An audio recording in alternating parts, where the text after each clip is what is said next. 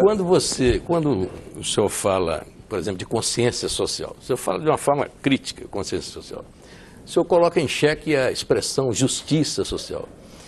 O senhor parece concordar com Nelson Rodrigues de que os imbecis estão em maioria. Sim. O senhor chega a ponto assim de tocar na democracia de uma maneira até que exige que o senhor abra um parênteses e diz, olha, mas eu não sou contra a democracia, eu não conheço nada melhor, é o menos ruim a democracia. Sim. Então eu te perguntaria, como é que fica então a legitimação dos instrumentos de escolha das pessoas que vão governar e tal, se a maioria é imbecil, se a conscientização não existe, se a justiça social é uma ficção. Como é que se vê a democracia com esses valores que, para mim, são fundamentais? Também para mim. Assim, eu começo dizendo o seguinte, esse tipo de debate ele sempre tem que ser organizado, né? Essa coisa de dizer eu sou a favor da democracia, na realidade eu estou quase citando o Tocqueville, que fala que o Tocqueville, quando vai aos Estados Unidos em 1881, ele fala que uma das características dos povos democráticos, é se ofenderem facilmente quando você fala. É óbvio que a democracia, eu acho, é o regime menos ruim e melhor que a gente tem. Isso não significa, como quando fala o Nelson, ele está se referindo à quantidade como força dentro da democracia.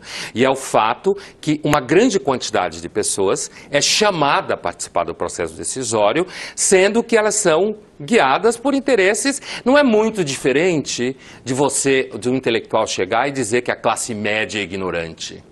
A diferença é que o Nelson é identificado como de direita. E um intelectual de esquerda que fala isso significa que é consciência crítica. Quando diz que a classe média é ignorante, reacionária. Mas, surpreendentemente, os intelectuais de esquerda se orgulham do seu partido elevar milhares de pessoas da classe média. É para melhor odiá-los, talvez. É isso aí, como se fosse para transformá-los em consumistas bobos, né? Mas eu queria só terminar isso, porque eu acho que essa questão é importante. Então, a democracia, ela me parece que ela é um regime de pesos e contrapesos. Então você tem que ter muitas instituições de jogo, conflitos entre elas, e não simplesmente uma coisa de que um número tal vota numa coisa e aquilo simplesmente é o melhor resultado, entendeu? Então a crítica que eu faço no livro na realidade, a intenção é mostrar um problema da democracia. Mas como eu conheço o mundo em que eu vivo, eu digo logo, olha, eu sou a favor.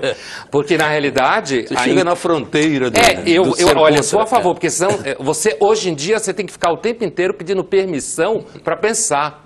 Porque senão colam em você, é uma pressa que às vezes dá até sono.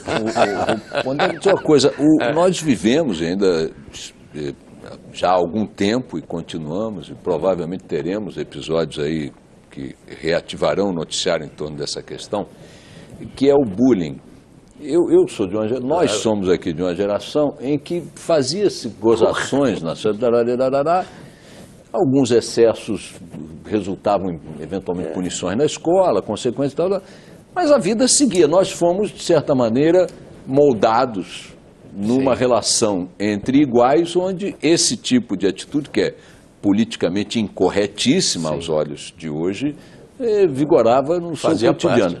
Até que ponto esse foco sobre a questão do bullying, que interessa a tantas mães, pais que estão nos assistindo, e que provoca reações muito, muito fortes da sociedade, na comunidade escolar e na imprensa, até que ponto isso é um filhote dessa coisa do politicamente correto?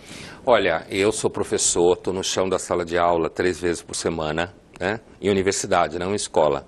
Então não lido com criança, lido já com gente de 18, 19, 20 anos. Eu diria para vocês o seguinte, à medida em que a sociedade vai se tornando mais transparente, no sentido... O Dostoiévski tem um texto que ele fala do Palácio de Cristal, de uma feira de ciências no século XIX em Londres, quando ele comenta, ele não é o único a comentar esse Palácio de Cristal, que seria uma sociedade no futuro onde tudo seria visível. E como isso seria insuportável. Né? Eu acho que essa coisa da tentativa do controle absoluto dos comportamentos em sala de aula é uma tentativa que acaba destruindo uma certa espontaneidade, inclusive do curso. Né? Isso não significa, eu sempre tendo a ser a favor de que as escolas tenham autonomia e seja menos descentralizado os processos. Eu tenho uma certa desconfiança de tudo que tende a ser excessivamente centralizado pelo governo federal. Acho que as escolas deviam ter mais autonomia na forma como elas resolvem as coisas, que tem a ver com o que eu te dizia, pesos e contrapesos, né? Então, a coisa do bullying, à medida que você vai legislando e vai tornando aquilo uma situação de absoluta paranoia dentro da escola, isso vai fazendo com que você fique dentro da sala de aula com medo de qualquer momento levar um processo. Isso não significa que antes os professores não davam carão, o aluno não era suspenso, ele não recebia, não recebia aqueles advertências que os pais não ficavam sabendo. Na realidade, eu vejo dentro disso um lento processo de cada vez mais exílio ou isolamento da possibilidade da família cuidar das coisas e cada vez mais o crescimento de um certo estado hiperjurídico em que você vai começando a controlar tudo, achando que você vai fazer com que as pessoas não façam bullying. Na realidade, eu acho que o pior de tudo, porque vai continuar a se fazer bullying. Numa das suas colunas, você critica um personagem, aliás, da peça Deus da Carnificina. Uma personagem que era interessada na África, queria salvar a África. Interpretada pela Judy Foster. A sua distância moral, você achava aquilo uma hipocrisia.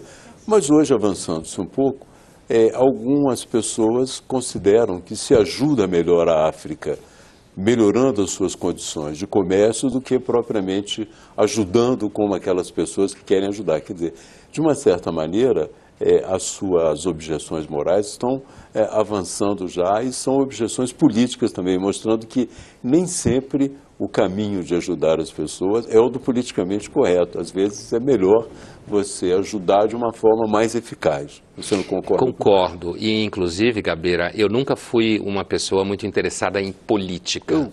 Eu sempre fui muito mais interessado em moral, do ponto de vista filosófico. Mas, como dizia o próprio Aristóteles, quando você começa a falar de moral, você acaba falando de política, né? É inevitável.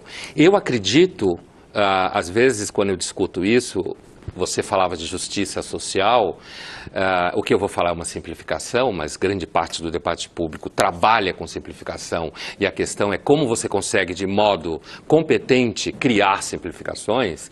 Então eu diria o seguinte, para mim justiça social é um mercado de trabalho aquecido. Você perde o emprego aqui, arruma outro lá. Então quando você fala que às vezes é melhor você ajudar um país ou um continente, seja lá como for, criando condições comerciais, eu não tenho dúvida. Isso não significa perfeição. Claro. Porque a pobreza é a regra geral da humanidade. O que a gente precisa entender é como se produz riqueza, que é raro, é uma exceção e nunca aconteceu no mundo na dimensão que acontece agora. Isso não significa que o sistema de sociedade de mercado é ideal. Para mim não existe nada ideal.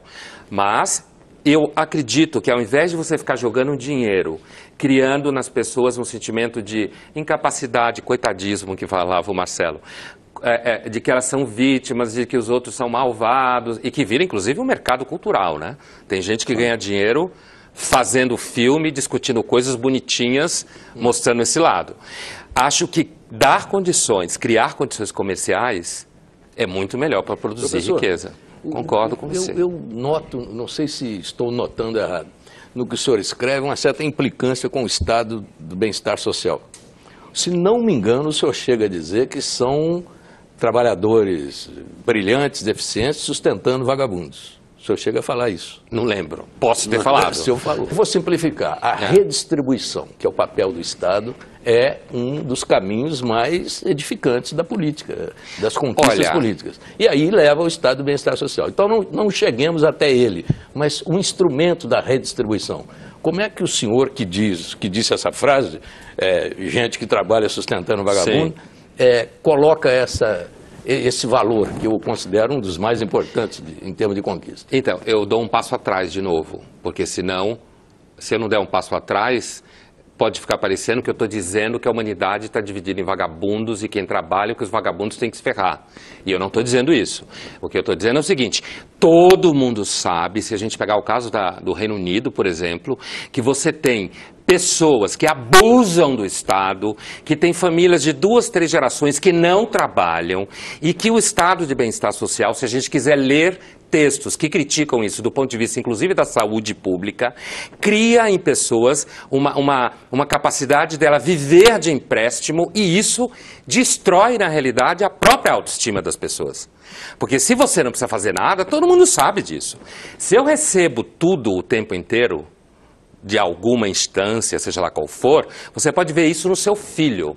Se você dá tudo para o teu filho, você vai dizer, ele vai crescer, não vai ter noção do trabalho, não vai ter noção do que as coisas custam. Então, quando eu critico o estado de bem-estar social, primeiro eu não tenho certeza, Dmitry, de que o estado de bem-estar social é a grande invenção para redistribuir renda, porque a Europa ela tem um custo de trabalho altíssimo, certo? O empregado perde competitividade. Digamos que foi assim, o maior argumento, o mais eficiente argumento que se inventou contra a expansão do comunismo. Quer dizer, o senhor gostava menos do comunismo. Funcionou bem, só que agora a conta está aparecendo. E, por exemplo, quando alguém me compara o Brasil com a Islândia, que é um país que eu conheço a Islândia, é um país super interessante, como laboratório antropológico, inclusive, é uma piada. Dizer que um sistema funciona na Islândia pode funcionar no Brasil é uma piada. Claro. Certo? Então, a minha crítica ao estado de bem-estar social me parece que ele cria certos impasses econômicos de competitividade, onera o trabalho no dia a dia, porque a gente pensa assim, todo mundo sabe que quando o bolso aperta, você joga fora o que te aperta. Agora, quando a gente pensa na pessoa que tem empresa e dá emprego, a gente parece pensar que ele também não vai ter problema se o empregado ficar muito caro. Entende? Então, me parece que o bem-estar social, o estado de bem-estar social, ele teve uma função no momento, mas nesse momento, falando de Europa, não sei, eu acho que ele deve ser pensado também como algo a ser ultrapassado. A Europa toda, o sistema europeu todo tem que ser repensado. Vamos aí ver mais uma pergunta do Marcelo Tass. Olha, tem um negócio que eu também não entendo, porque eu, na maior parte das vezes, fico muito irritado com o politicamente correto. Agora, tem um outro lado dessa questão, que é o seguinte, pessoas que se obrigam a ser politicamente incorretos o tempo todo, só para satisfazer eu não sei se é um certo narcisismo, se é uma demanda da sociedade, sabe? O mercado, né, tá pedindo pessoas politicamente incorretas, mas eu percebo que às vezes tem gente que é politicamente incorreta só por, assim, vamos dizer, porque, não sei, o cara percebeu que dá certo ser politicamente incorreto. Eu acho que era importante também a gente falar desse outro lado da questão. Olha, quando eu lancei o livro, foi uma batalha, porque eu dizia assim, eu não vou deixar que joguem o meu livro numa vala de politicamente incorreto, no sentido de que é boçal, acha que todo mundo, que gente religioso é isso, que homossexual é aquilo. E eu dizia assim, olha, nós vamos ter que tomar cuidado com a recepção pela mídia, para que o livro não seja jogado numa vala comum, onde eu estivesse barateando o debate, coisa que eu não faço em momento nenhum, em lugar nenhum. Isso que o Marcelo fala, eu acho que é uma espécie de uma outra face do barateamento, que é a seguinte face. Tem mercado para ser politicamente incorreto? Você vende, seja lá o que for, seja livro. Na realidade, o meu livro, que é o primeiro best-seller em filosofia no Brasil, que é se perguntar, afinal de contas, como alguém consegue ganhar dinheiro com livro de filosofia no Brasil? Ao invés de ficar xingando o livro ou tentar dizer que eu sou o que eu não sou, o tipo reaça, contra todo mundo, que é uma super piada, isso que fala o Marcelo, me parece que é o outro lado, mas é primo do que eu estou dizendo. Então o cara sacou que ser politicamente correto, falar umas coisas meio grosseiras, chutar o balde, pega. Então ele veste a imagem do politicamente incorreto para querer dizer que ele está numa certa onda, que está na moda, que ele é a favor da liberdade. Toda liberdade tem que ter uma forma de cercear, de algum modo. Na realidade, eu acho esse debate ele demanda muita sofisticação, muito cuidado, porque justamente a oposição direita e esquerda simplifica a conversa. Mas eu acho que jamais o debate nas suas colunas foi barateado, sempre se manteve o mais alto nível. No entanto, em certos momentos, essas pessoas que você critica, você substitui pela classe média, não é? E nós já vimos, quer dizer, em certos momentos eu fico sentindo a classe média como um saco de pancada dos filósofos. Ou recebe as pancadas de um lado, ou recebe as pancadas do outro. Quando, na verdade, parece que a classe média vai se tornando também um conceito meio vazio, como aqueles conceitos escolásticos do século. Já não tem mais esse significado. Olha, a minha crítica, e eu volto ao que você falava do personagem da Judy Foster no Deus, a Carnificina, a minha crítica à classe média não é, quando eu faço, né? Não é a crítica, por exemplo, que algum outro filósofo poderia fazer dizendo que ela é conservadora, que ela é mesquinha, né? Que ela só está preocupada em pagar a televisão de cristal líquido dela, que ela só está preocupada em pagar o carro dela em 40 anos. Não é essa a crítica. Na realidade, a classe média que eu tenho na cabeça é outra. E hoje em dia, como você bem diz, classe média hoje é uma coisa que serve para você dizer que o país saiu da miséria. Então você eleva R$1.000 a classe média de salário por mês e diz que isso é classe média, logo não tem mais miserável, sei lá, alguma coisa assim, né? Estou trabalhando com um clichê estatístico. Então, o conceito de classe média hoje fica meio turvo. A gente sabe que uma sociedade, quando a gente pensa em sociedades europeias ou mesmo Estados Unidos, o que sustenta eu estou falando da Europa Ocidental, o que sustenta uma sociedade rica, que são poucas, é uma classe média forte. Né? É uma classe média que consome, que compra, até pequenos empresários que dão 2 empregos, 3 empregos. Aqui no Brasil a gente pensa que sociedade de mercado é sociedade de 3 bancos. Grandes bancos não quer competição. Sociedade de mercado é a sociedade do cara que dá emprego para 1, para 2, para 50, profissional liberal. A classe média que eu critico é a classe média da personagem da Judy Foster no Deus, a Carnificina, que é uma classe média que ganha certos lustres, sabe? Ela fala uma frase no filme, eu vou lembrar de uma frase. Ela é uma personagem dura, né? Postiça, que tem uma coisa assim que diz que está preocupada com a África, quando na realidade nunca foi lá, e está muito mais preocupada em escrever um livro que provavelmente ninguém nunca vai ler, mas ela vai pôr em cima da mesa dela dizendo que é um livro chique, né? Ela tem uma frase que ela diz assim, no momento de altíssima afetação do filme, ela fala assim, ou da peça, eu acredito no poder pacificador da cultura. Eu trabalho com cultura. Eu sou um profissional da cultura, né? Desde que eu resolvi não ser médico e virar filósofo, eu não entrei para brincar nisso. Então, longe de mim a ideia é dizer que a cultura não é importante. Agora, achar que a cultura necessariamente pacifica as pessoas é reduzir a discussão a coisa de Papai Noel. E é melhor que faça o oposto.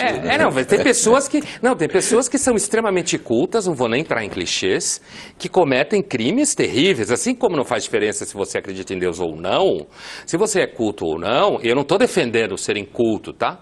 Eu só estou dizendo que a classe média que eu critico é a classe média que acha que fazendo com que o filho vá a museu, acha que ele vai ser melhor. É a classe média que acredita que como ela recicla lixo, ela acha que ela está adquirindo um relacionamento melhor dentro da família. Ou seja, é uma classe média que saiu do puritanismo protestante e entrou no puritanismo do politicamente correto, já que a gente está falando disso hoje, mas não acho que é só isso. Então são classes médias diferentes.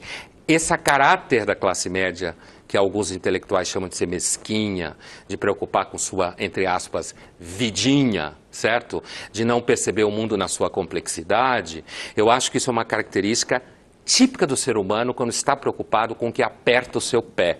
Não é isso que eu critico, apesar de que eu não tenho esse estilo de vida porque eu sou intelectual, vivo metido com livro, não sei o quê. Bom, nós vamos para um rápido intervalo, o Canal Livre volta já.